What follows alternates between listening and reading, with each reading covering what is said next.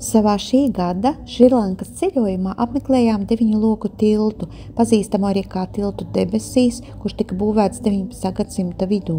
Tas savienoja divus purva kalnus, būvējot Badula Kolombo dzelzceļu. Šis tilts ir 100 metrus garš, 8 metrus plats un 33 metrus augsts. Tas ir viens no labākajiem koloniālā laikmeta dzelzceļa būvniecības paraugiem Šrilankā. Lai turp nokļūtu, ir gāru līgumainu ceļu jābrauc ar tuktukiem gan turp, gan atpakaļ. Vēlāk nopirkām dzelzceļa biļetes un tiltam pārbraucam pāri pa dzelzceļu.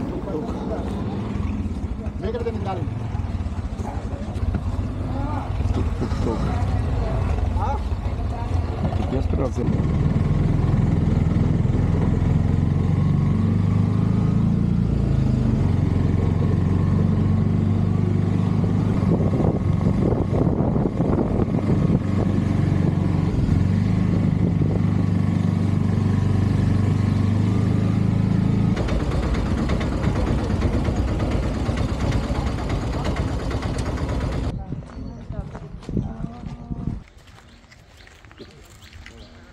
Но надо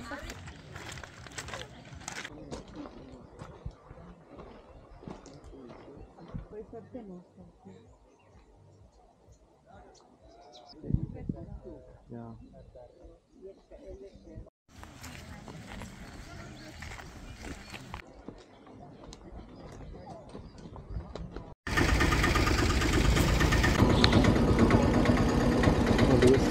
Platform 7 stoppen voor 14 taxi service.